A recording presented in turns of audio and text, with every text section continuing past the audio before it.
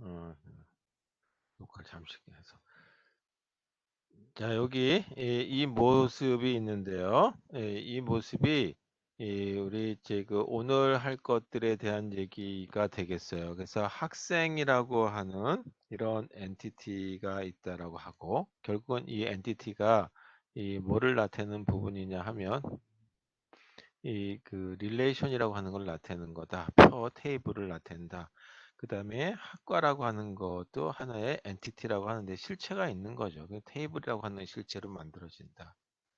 자, 여기서 보게 되면 소속이라고 하는 관계를 나타내는 거예요. 그래서 그걸 릴레이션십이다라고 하는 걸로 나타내죠. 뭐와 뭐의 관계냐면 학과라고 하는 엔티티와 학생이라고 하는 엔티티.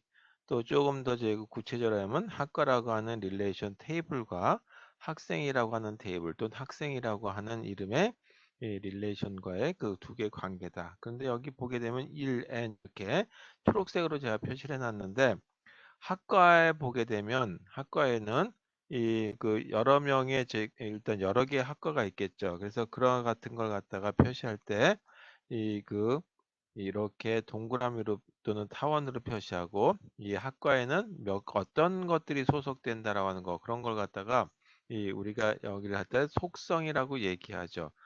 또는 이제 도메인이라고도 얘기해요. 그래서 학과에는 학과 번호가 이렇게 있겠고 그 다음에 학과명이 있겠죠. 그 다음에 또 하나가 뭐냐면 학과에서는 분명히 이 학과를 구분할 수 있는 번호가 딱딱 정해져 있어요. 그걸 갖다가 이 그 프라이머리 키라고도 얘기하지만 우리 번역해서 기본 키라고 많이 쓴다 그랬어요. 그래서 기본 키라고 하는 거는 밑줄을 이렇게 파란색으로 한번 그어보도록 하겠습니다. 그래서 학과와 학생 간의 관계를 소속이라고 하는 걸로 표현하도록 하고 이어서 보게 되면 하나의 학과에는 여러 명의 학생들이 포함되죠. 그래서 학과 한 명당 여러 명이 포함된다. 그래서 1대 n의 관계를 이렇게 표현됐다. 그 다음에 학생이라고 하는 쪽에서 보게 되면 학생이라고 하는 이 릴레이션이나 아니면 이 그 엔티티라고 하는 걸 보게 되면 학생 보게 되면 학번이 있어요. 그래서 그걸 그냥 번호라고 하는 걸로 축소해서 쓰고 그다음에 학생의 이름이 하나의 속성으로 들어갔다. 학생이라고 하는 엔티티에.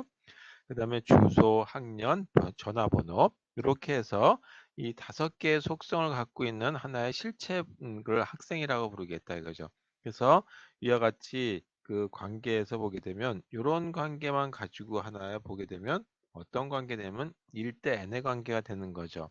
그래서 이렇게 하나의 저희 이 도식하는 그림으로 나타내는데 이런 엔티티 릴레이션십 이런 표현에 대한 거를 실제 데이터베이스의 스키마라고 하는 이걸 갖다가 뭐라 하냐면 개요라고 하는 또는 이 형태라고 하는 모습으로 본다 그랬죠. 디자인이라고 보셔도 상관은 없어요. 그래서 스키마라고 하는 걸로 어떻게 이 변형할 것이냐라는 거죠. 그래서 이 대응이라고 하는 관계를 하기 위해서 1대 n의 관계가 됐을 경우에는 어떻게 만들고 그 다음에 여기 보게 되면 이쪽에 이 등록이라고 하는 거하고 그 다음에 과목이라고 하는 거를 보게 되면 이 어떤 과목 하나에 대해서 예를 들어서 이 데이터베이스라는 과목이 있다라고 하자 이거죠. 그럼 데이터베이스에 과목 번호가 있고 그 다음에 이 그 과목 이름이 있을 테고 그 과목에 학점이 있죠. 몇 학점짜리냐 하는 게 있죠. 그 다음에 또 뭐가 있냐면 그 관련된 그 수강을 하는데 학생들이 수강을 하겠죠. 여러 명이 수강을 하겠죠. 그래서 이 과목이라고 하는 것들이 여러 개가 있을 테고 그래서 뭐 데이터베이스도 있고 그 다음에 이제 이 C 언어도 있고 뭐 다 있을 거란 말이에요. 그 다음에 그 등록은 한 학생이 여러 개를 등록하겠죠.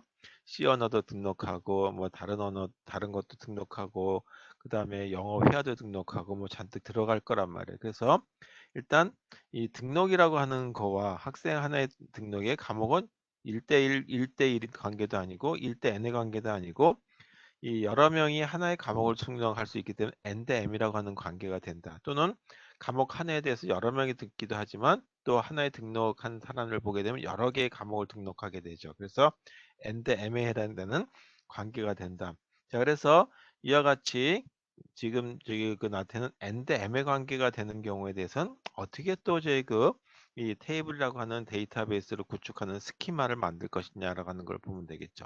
그래서 여기 보게 되면 1대 n의 관계가 되는 거와 그 다음에 또 하나 교수와 강의 관계 1대 n의 관계, 과목 관계에서 1대 n이죠.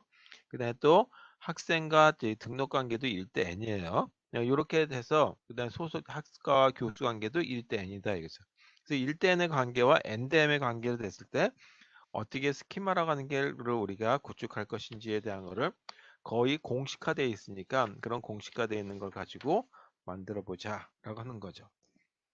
그래서 그냥 이 단순하게 만든다면 학생에 대해서 이와 같이 5개 해당되는 속성이 있으면 5개만 집어넣으면 되느냐 하면 5개만 집어넣으면 학생이라고 하는 테이블 하나로 끝나요. 그런데 학과라고 하는 거하고 연동을 하기 위해서 릴레이션십이라고 하는 걸 갖기 위해서는 어떻게 만들어줘야 되겠느냐라고 하는 거에 대해서 보도록 하겠습니다. 자, 그래서 일단 요거는 넘어갈게요.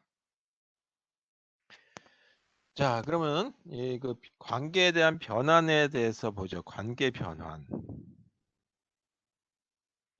자, 첫 번째 관계가 뭐가 있었냐면 그 1대 n에 대해 그 관계를 나타내는 부분이 있었어요. 1대 n. 어떤 경우냐면 다시 하나 추려서 보게 되면 이 학과라고 하는 이 실체 엔티티가 있었고 그 다음에 교수라고 하는 엔티티가 있었다라고 한번 보죠. 그럼 학과에 소속되는 이 속성들을 보니까 학과 번호가 있죠. 컴퓨터공학과는 몇 번인지에 대한 거. 그 다음에 학과 이름이 있죠.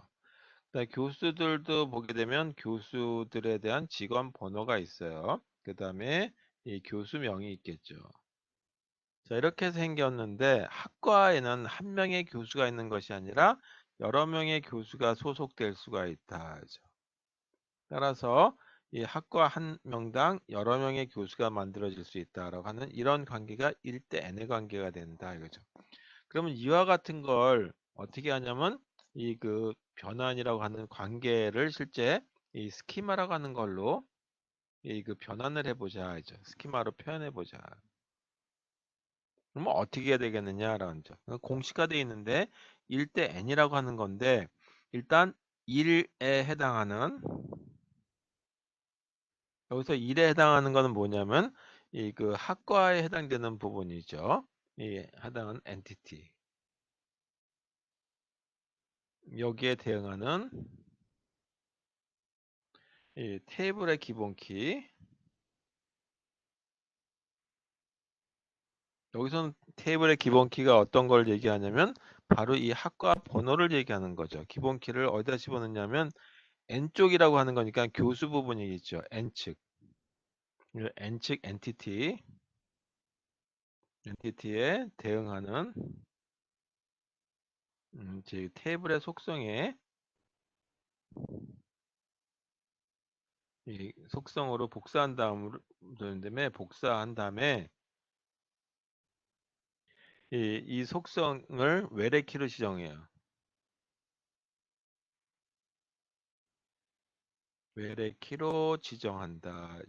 자, 이게 무슨 얘기냐 하면 이 학과라고 하는 부분에 보게 되면 이거는 이 스키마를 보게 되면 이렇게 표현되겠지. 학과라고 하는 부분을 보게 되면 테이블 이름이 있고 이렇게 한번 써볼게요. 테이블 이름이 있고 테이블명 그 다음에 여기에 열 이름이 있죠. 그 열 이름이 뭐가 되냐면 하나가 이 번호라고 하는 열 이름이 있고 두 번째가 학과 이름을 나타내는 게 있다 하죠. 그 다음에 또 뭐가 있냐면 각각에 해당되는 데이터 타입이 있겠죠. 어떤 걸로 이 집어넣을 것인지 자료는 어떻게 될 것인지 번호라고 하는 걸 나타내는데 이 번호를 이 뭐 어떤 경우는 학과 번호에 그냥 숫자 값만 쓰는 경우도 있지만 앞에 컴퓨터공학과다 그러면 C자로 시작하는 걸 써서 실제적으로는 그 문자열로 나타낼 수도 있겠죠. 그래서 문자열이라고 하는 말을 안 쓰고 텍스트라고 쓰듯이 하는데 여기서 그냥 간단하게 번호니까 그냥 인티저로 쓰도록 하겠습니다. 정수로 나타낸다라고 하고 이름에 해당되는 거는 문자열인데 그거는 텍스트라고 하는 걸로 나타낸다. 그 다음에 또 뭐가 있냐면 이와 같은 것 중에 널을 써도 되는지에 대한 것들이 우리 실습하면서 봤을 거예요. 널 유무가 되는데 근데 이 번호라고 하는 것 자체가 뭐냐 하면 기본 키가 되죠. 키에 해당되는 걸 비워두면 절대 안 되는 거죠. 따라서 이거는 not null이라고 하는 걸로 정해 줘야 되겠죠. 그 다음에 또 뭐가 있냐면 이 키에 대한 거를 정해 줘야 되겠어요. 그래서 키에 대한 거 그거를 갖다가 기본 키라고 얘기한다. 자, 기본 키. 요거. 뭐가 기본 키가 되냐면 프라이머리 키라고 하는 걸로 이름을 쓰니까 기본 키는 이 번호에 해당되는 게 기본 키가 된다 이거죠. 그리고 이 테이블 중에 이 학과와 관련된 건 이렇게만 만들면 될 것 같아요. 그 중에 이제 뭐를 얘기하는 거냐면 n에 대응된다라고 했어요. n축에 대응된 엔티티. 그러니까 n축에 대응된 엔티티는 바로 요거는 교수 부분을 얘기하는 거겠죠. 그래서 그냥 교수와 관련된 번호하고 이름만 가지고 이 그 테이블을 만드는 것이 아니라 여기다 뭐를 더 추가하냐면 이렇게 해라는 얘기예요. 이건 지울게요. 그러면 교수라고 하는 거에 대한 이 그 스키마는 이렇게 만들어라. 자, 이번 이건 노란색으로 한번 써보죠. 이 테이블 이름이 있고 테이블명이 있고 테이블명은 뭘로 했냐면 교수라고 하는 이름으로 돼 있다 하죠.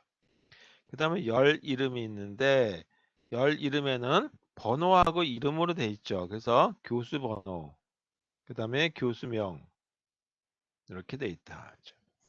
그 다음에 가까이 여기에 들어가는 데이터 타입은 뭐냐 하죠.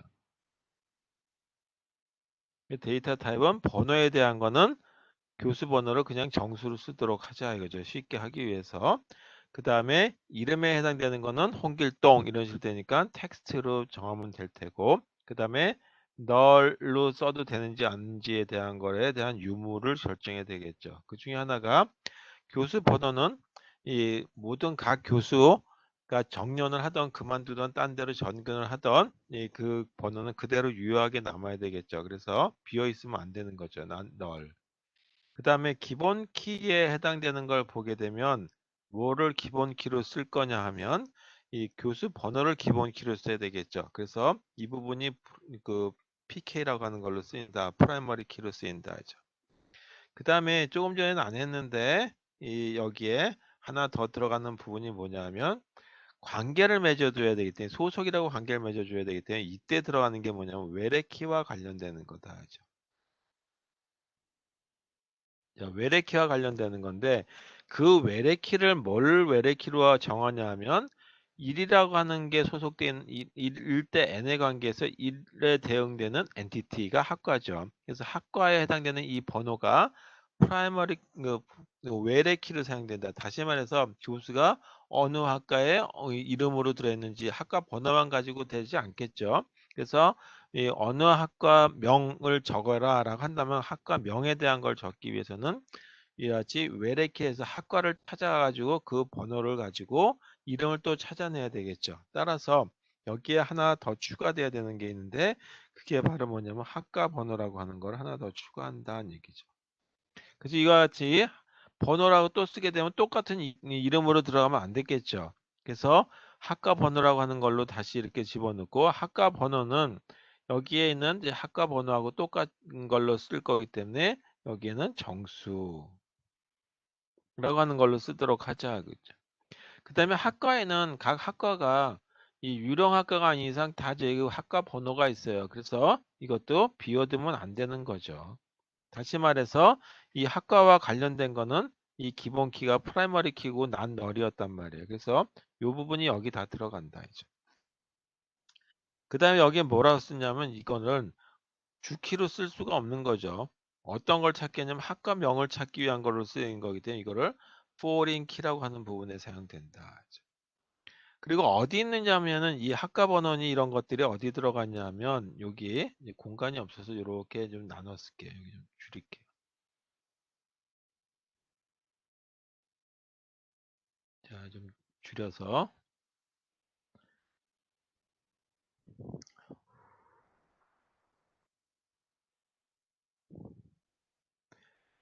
자, 이렇게 나눠서 세 칸이 좀 필요한데 예, 하나가 여기에 들어가는 게 외래키라고 하는 내용을 여기다 적을 거예요. 그래서 외래키라고 하는 게 어디 있는 키냐면은 이 학과라고 하는 이 실체 엔티티에 있는 또는 테이블에 있는 프라이머리 키, 이 기본 키란 말이에요. 그래서 그와 같은 거를 여기다가 이렇게 외래 키다라고 해서 FK라고 하는 걸로 쓸게요. 그다음 어디 있는 거냐 하면 소속이 이 외래 키는 학과라고 하는데 소속이 돼 있죠. 그래서 여기다가 학과라고 하는 이름을 쓸게요. 그래서 이거를 여기다가는 FK라고 하는 foreign 키가 테이블 이름, 이게 있는 테이블 이름이죠. 어디 있냐면 테이블 이름이 학과라고 하는 데 있었죠. 따라서 여기다가 학과라고 쓰시면 되겠죠.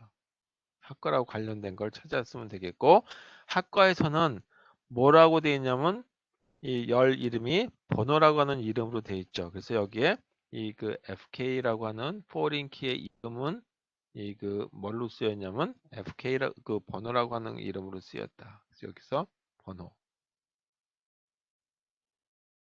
자, 이렇게 쓰인다라는 거죠. 그래서 이와 같이 1대 n의 관계일 때, 1대 n의 관계일 땐 이 n 쪽에 해당되는 이 부분에다가 이렇게 생긴 하나의 이 그 속성이 하나 더 추가돼야 된다. 자, 이 부분이 더 추가된다는 거죠.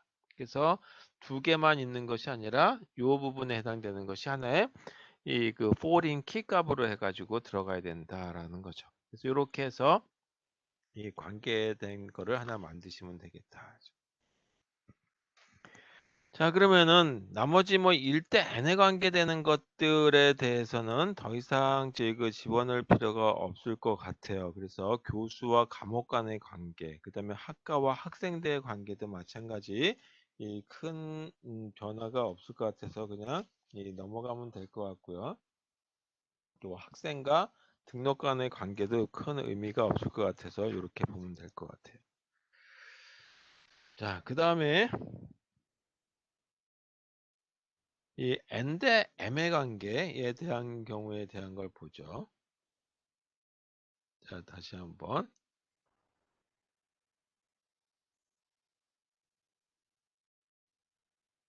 자, 이렇게 생긴 이제 그 테이블, 이제 그 엔티티 릴레이션십 모델에서 이제 하려고 하는 부분은 어느 거냐면 이 부분이다. 그래서 n 대 m의 관계를 보게 되면 감옥당 등록이 어떻게 되는지에 대한 걸 보자. 이제 수강과 관계되는 부분을 한번 보자.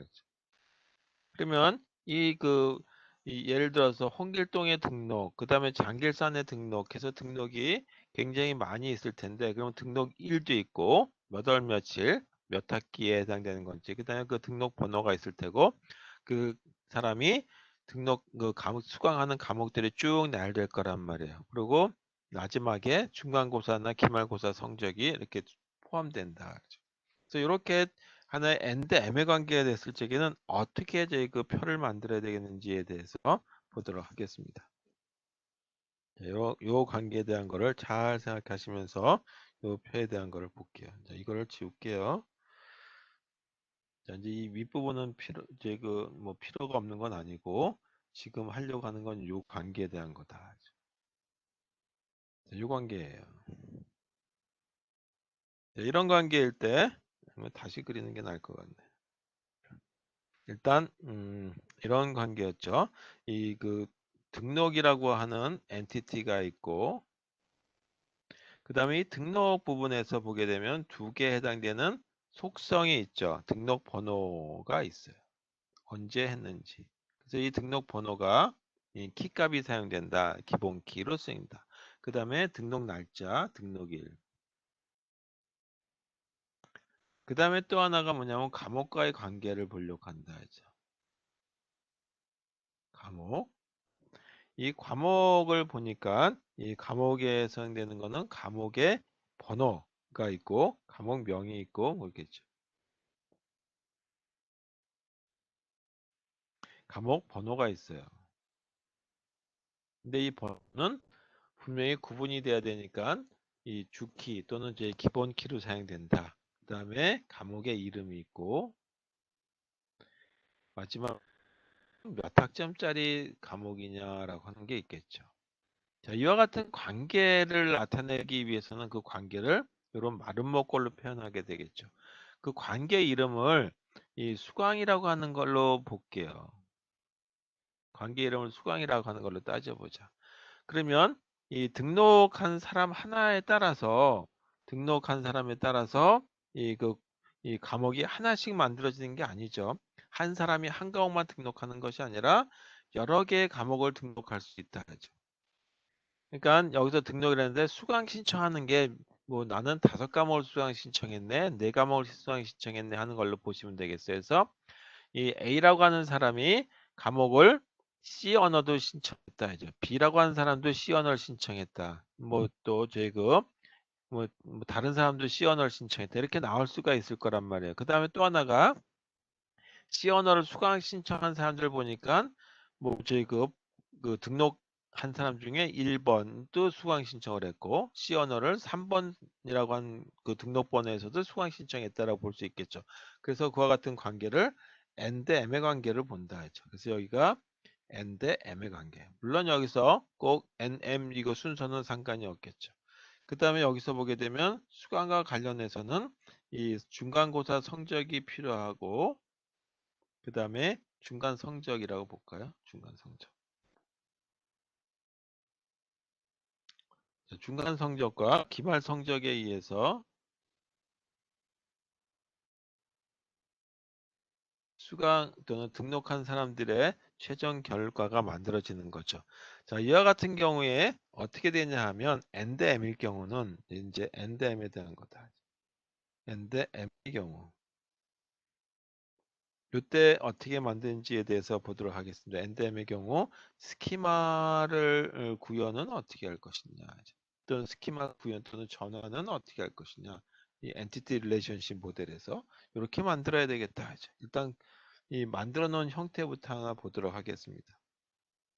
자, 아까는 이런 관계 1대 n의 관계에 대한 거로서는 그 관계되는 그 릴레이션과 관련되는 거를 갖다가 특별하게 하나의 테이블로 구축할 필요가 없었어요. 1대 n의 관계일 때는 n에 하는 데다가 하나의 이 컬럼이 하나, 열이 하나 더 들어가죠. 속성이 하나 더 추가됐어요. 그리고 그 속성은 이 외래키라고 하는 걸로 들어갔는데 일단 and m의 관계는 새로운 테이블이 하나 만들어져야 된다.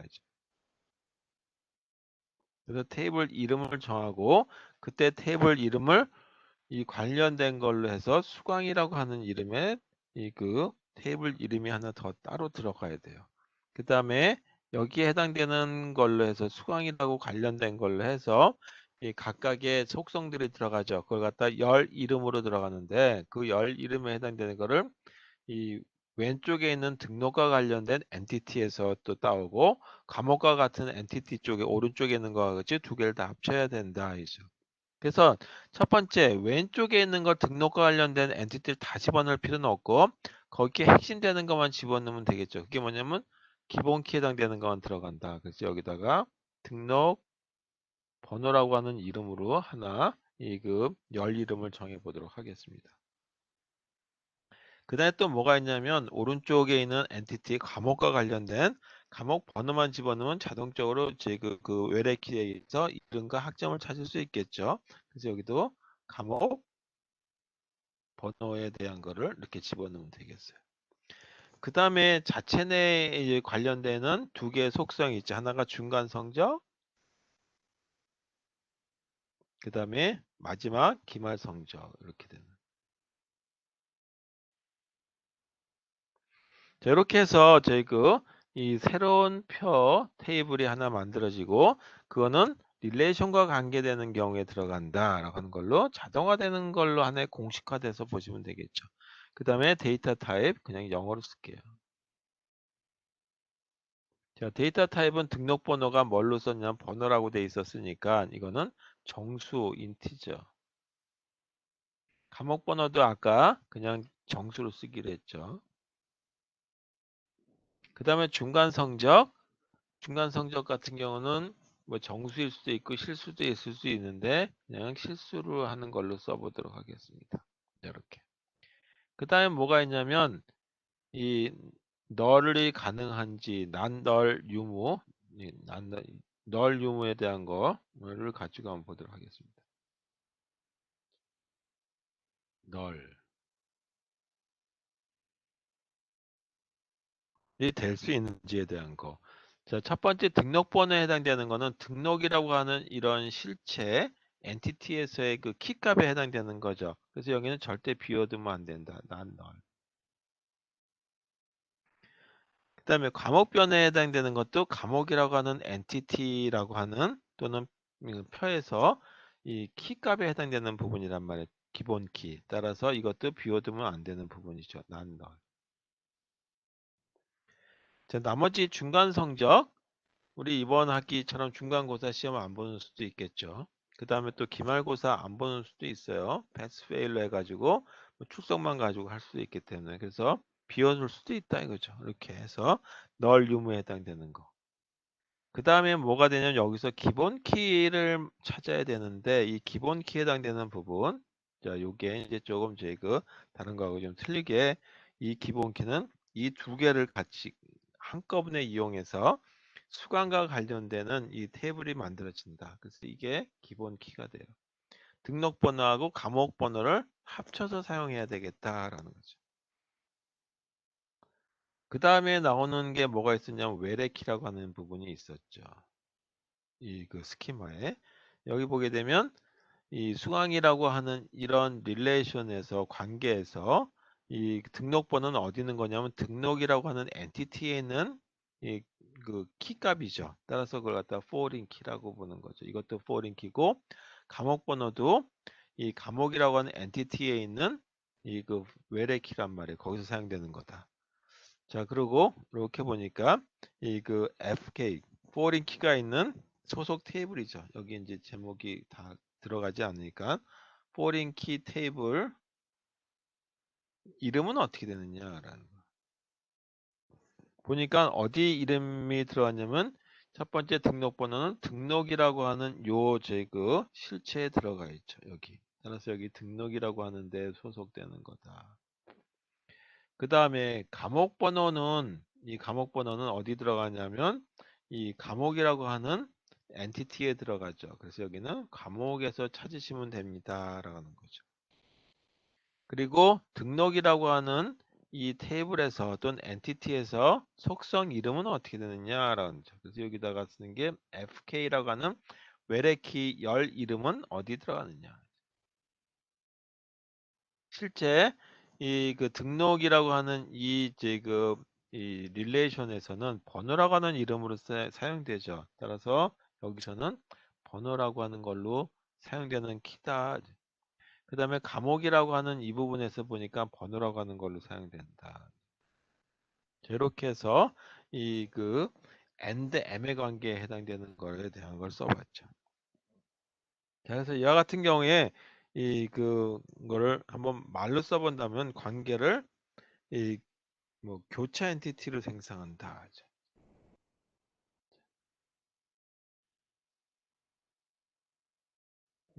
또 여기 and m의 관계죠. 관계, 관계를 교차 이 엔티티라고 하는 걸로 생성을 해요. 그래서 1대 n의 관계는 엔티티를 하나 만들 필요가 없는데 하나의 테이블을 만들 필요가 없는데 이 하나의 테이블을 새로 또 만들어 줘야 되고 그 다음에 생성된 이 교체 엔티티를 뭘로 하냐면 테이블로 변환해 준다.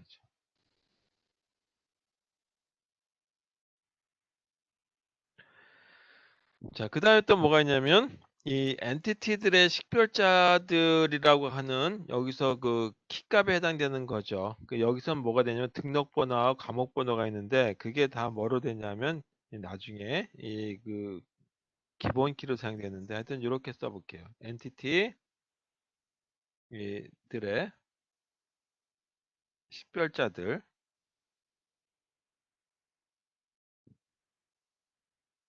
를 교체 엔티티에 해당하는 다시 말해서 수강이라고 하는 엔티티죠. 영어로 썼다 한글로 썼다 해서 미안한데 교체 엔티티에 대응하는 이 테이블에 포함시킨다 하죠.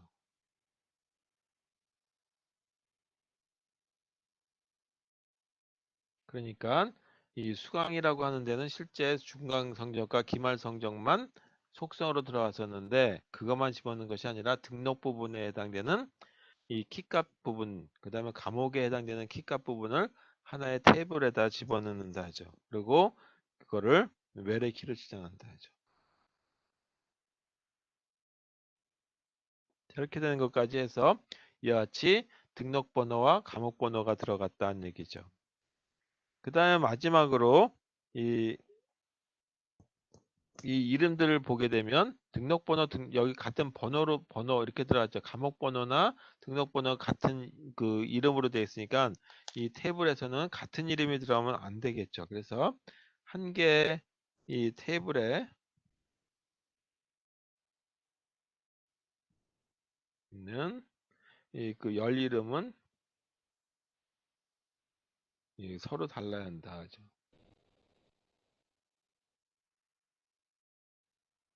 자, 이렇게 된 걸 해서 구분해 줄 수 있도록만 만들어 주시면 완벽한 제 그 표로서의 구성이 되겠다 하죠. 자, 그 다음에 이제 만들다 보게 되면 이런 경우가 발생하는 수가 있어요. 1대 1의 관계가 되는 수도 있어요. 그래서 그런 경우에 대한은 지금 우리 만든 거에 보게 되면 1대 n의 관계와 그 다음에 n대 m의 관계가 있었는데 이제는 1대 1의 관계, 다시 말해서 엔티티와 엔티티 관계 보니까 1대 1의 관계가 만들어지는 수가 있죠. 자, 그런 경우에 대해서 한번 보도록 하겠습니다. 자, 1대1의 관계가 되는 1대1 관계에 대한 거는 어떻게 되는지 이걸 예를 들어서 하나 보죠. 자, 가장 대표적으로 볼 수 있는 게 남녀 관계를 봐서 그 남녀가 혼인을 하는 경우에 대해서 한번 보도록 하겠습니다. 자, 남성 부분이 있고 그 다음에 여성 부분이 있다.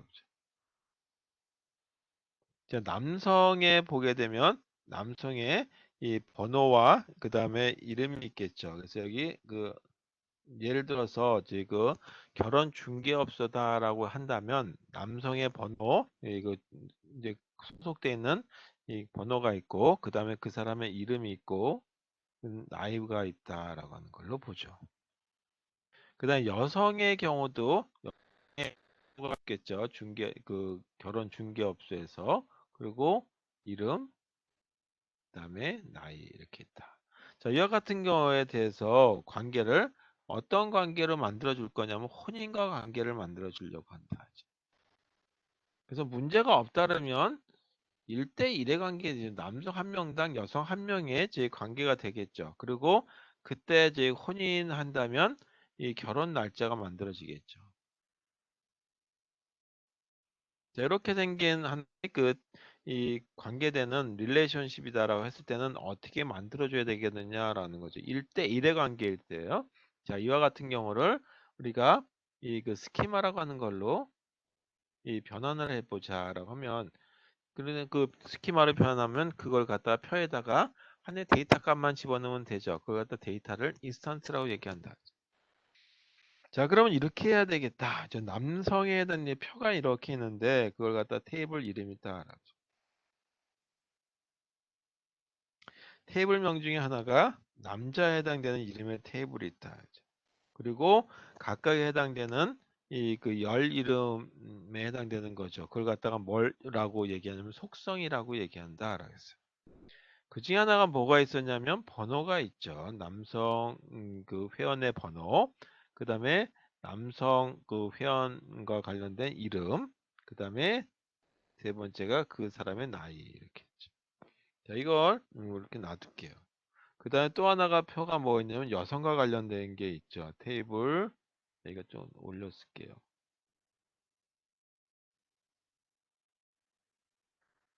자, 테이블 이름을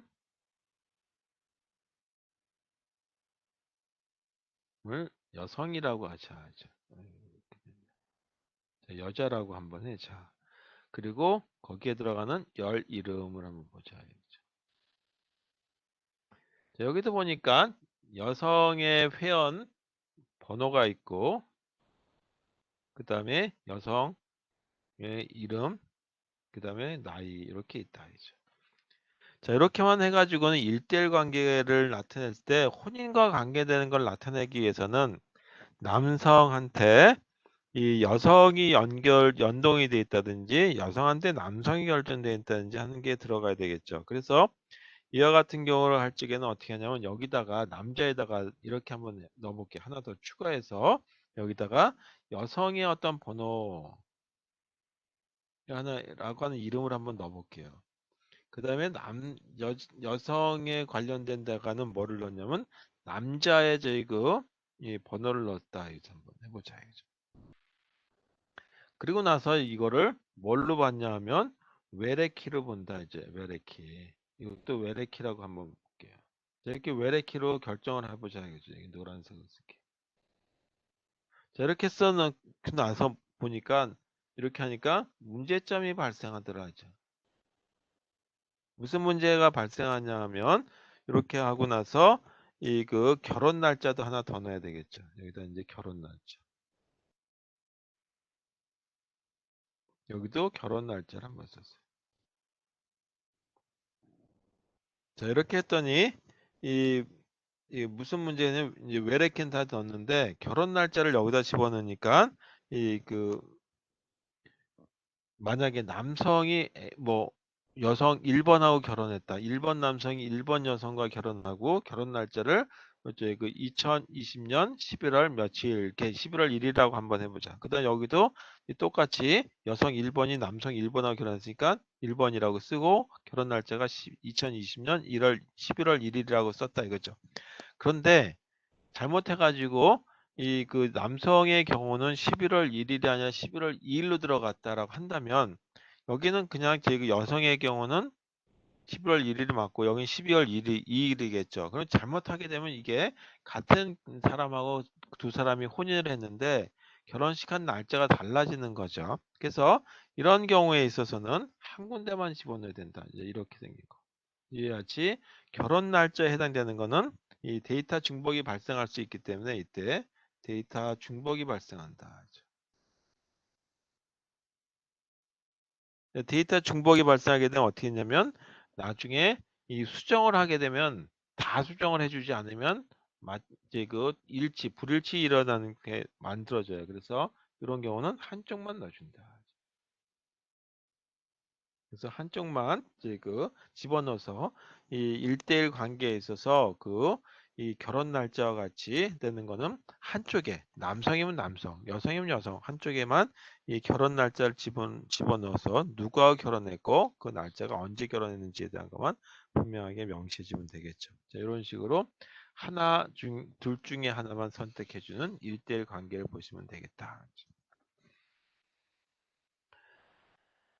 자, 그 다음에 또 어떤 관계가 있냐면 필수적인 참여냐, 선택적인 참여냐라고 하는 게 있어요. 종속이라고 하는 관계도 있고. 자, 근데 이런 거에 대해서 한번 보도록 하죠. 네. 자, 이제 여기 선택적 참여냐, 네, 또는 필수적 참여냐라고 하는 거죠. 이렇게 되는 경우가 있는데 이런 경우를 예를 들어서 하나 보도록 하겠습니다. 이 고객과 이제 고객과 이제 책을 사는 고객이 있다라고 하죠. 고객 개체와 그 다음에 이 책과 관련된 거. 그래서 책이라고 하는 개체 사이의 이 구매에 대해서 보죠. 구매 관계에서 보게 되면 모든 고객이 책을 반드시 구매하는 제약 조건이 있다라고 했을 경우에 한번 보자. 이때 조건을 보니까 모든 우리 이제 그 식당에 가게 되면 배가 불러도 자리에 앉으면 무조건 1인 1 하나씩 주문해야 된다라고 하는 곳이 있죠. 그것처럼 모든 고객이 이 책을 반드시 구매해야 되는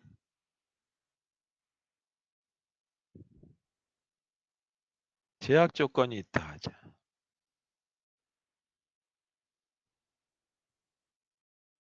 있다면 이때는 어떻게 보면 고객 개체하고 책 개체는 필수적 참여다라고 얘기해. 이때 고객이라고 하는 개체와 그 다음에 책 개체는 필수적 참여다라고 써요. 이런 걸 필수적 참여라고. 반면에 고객이 구매하지 않은 책이 존재한다라고 했을 때, 이 고객이 구매하지 않는, 구매하지 않는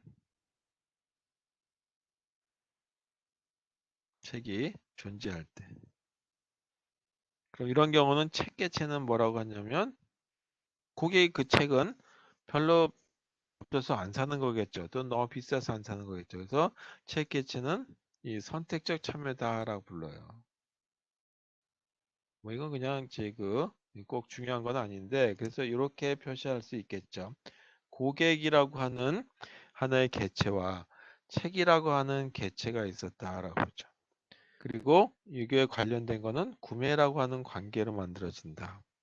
그러면 이 구매 관계에서 이 고객은 이 책을 꼭 사야 된다라고 한다면 이와 같은 관계를 뭐라고 하냐면 이거를 하는 줄만 긋고 선택적 참여다라고 하는 걸로 관계라고 하는 의미를 보시면 되겠고, 두 줄로 딱 꺼면 이 관계에서는 필수적인 관계다라고 하는 걸로 보면 되겠어요. 자, 이렇게 따진다라고 하는 걸로 표시가 되는 걸로 보시면 되겠고, 그 다음에 또 어떤 관계가 있냐면 이 종속 관계가 있어요. 종속 관계가 있는 건 어떤 경우가 포함될 수 있냐면, 개체 A하고 B가 있다 그랬을 때 개체 B가 A에 뭐 종속되어 있는 경우, 그래서 그걸 하나 강한 엔티티라고 그러고 하나는 약한 엔티티라고 그러는데, 이런 경우에 대한 것만 하나 보도록 하겠습니다. 자, 직원이 있다라고 하고 어떤 그 기업의 회사의 직원이 있고 그 직원의 부양 가족이 있어요. 자, 그랬을 경우에 직원이 그 회사를 그만두게 되면 이 부양 가족에 해당되는 자료들도 다 없어져야 되겠죠. 그래서 그와 같은 관계를 나타내는 거를 뭐라고 했냐면 부양과 관계된다라고 얘기하고, 그걸 갖다가 그 직원에 종속되어 있는 거죠. 부양 가족은. 그래서 그럴 때 표시할 때는 이렇게 마름모를 두 개를 더 써서 이렇게 얘기하자. 그 다음에 직원의 경우는 부양과 관계에 있어서 선택적 관계 뭐 이런 식으로, 그리고 이 부양과 관련된 뭐 이제 그 필수적 관계 뭐 이런 식으로 나타낼 수 있는데, 이 직원의 이걸 갖다가 strong entity라고 부르고, 이건 그 직원이 삭제되면서 같이 삭제돼야 되는 부분이기 때문에 이걸 갖다가 weak entity라고 부른다. 이거는 뭐냐면 이 그 직원 개체가 이 삭제되면 자동적으로 부양가족 개체도 삭제돼야 되는 거, 그런 관계를 나타낼 때 종속관계다라고 하는 거죠. 근데 이와 같은 경우는 이 데이터베이스 구축하는 데서의 그 관련되는 거기 때문에 그냥 뭐 어떻게 스키마가 만들어지는지에 대해서는 굳이 따지실 필요는 없을 것 같아요. 이런 관계가 있다는 걸로 보시면 되겠다.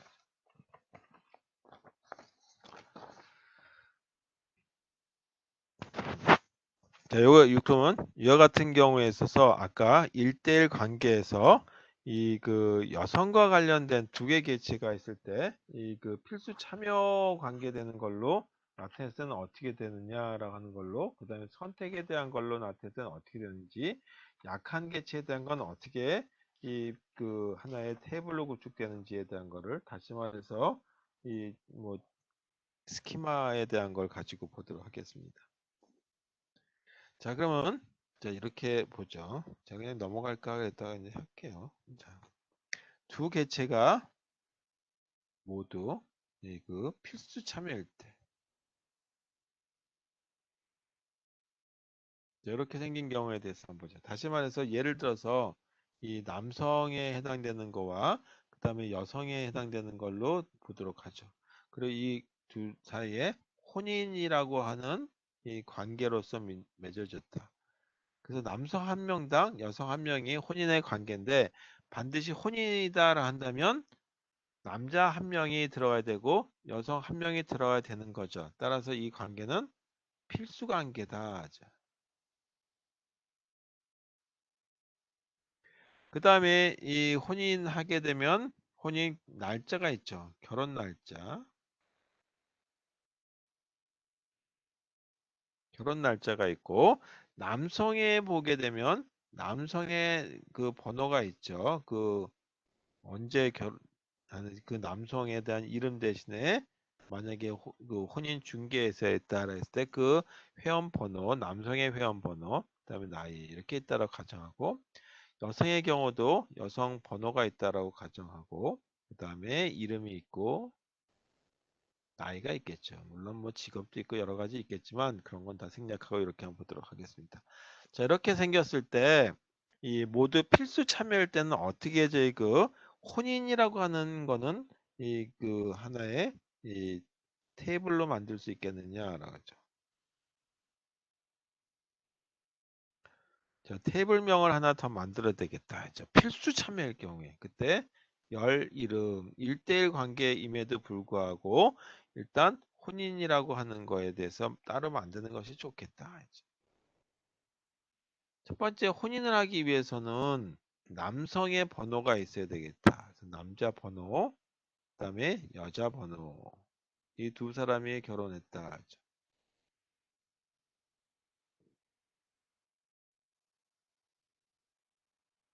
그다음에 남성의 이름, 여자의 이름. 이게 좋은지는 아닌지는 나중에 따져보도록 할게요. 여자 이름.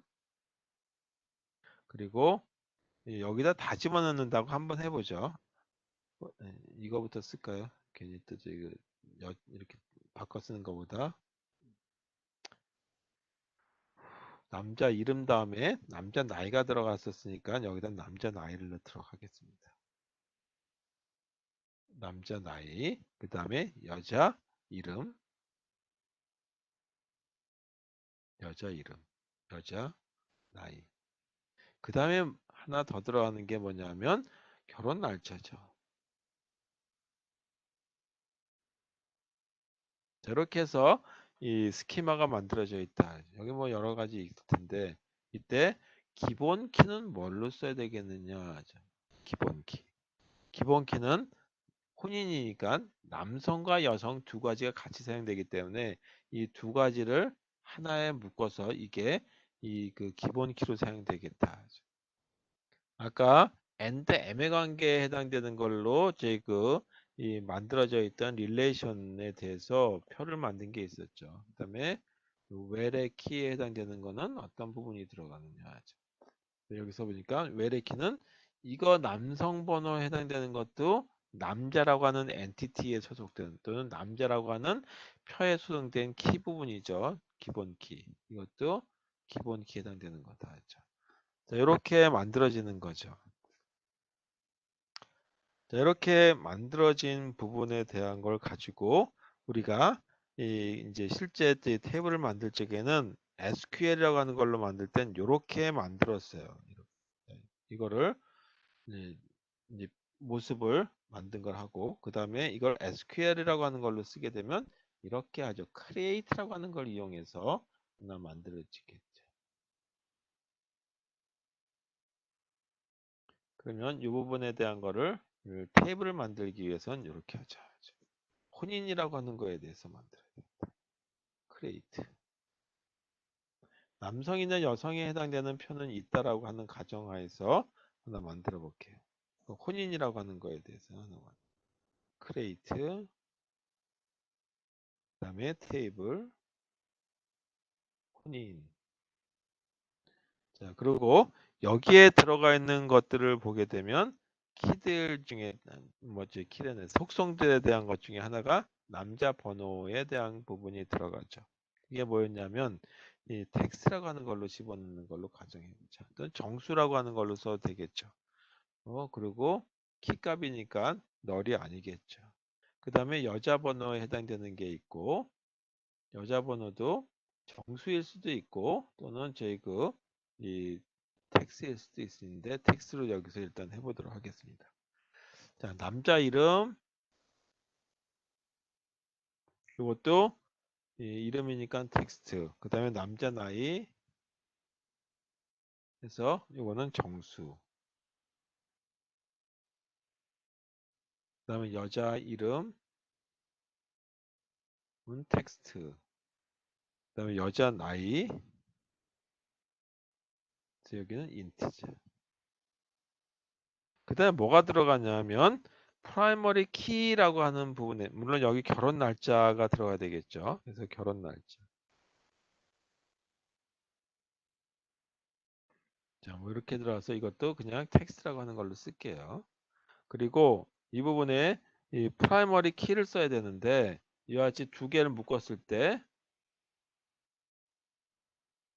이렇게 쓰는 방법은 뭐냐면 남자 번호하고 여자 번호가 프라이머리 키로 들어가죠. 그때 쓰는 게 가로를 쓰시고 남자 번호, 그다음에 쉼표하고 여자 번호 이렇게 써주시면 두 개가 합쳐져 가지고 복합 키로서의 이 그 프라이머리 키가 그 기본 키가 사용된다.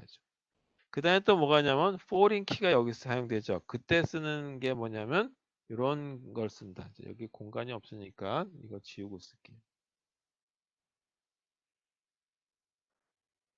이건 지우고 오늘 여기까지만 요거까지 하는 것만 할게요. foreign key F-O-R-E-I-G-N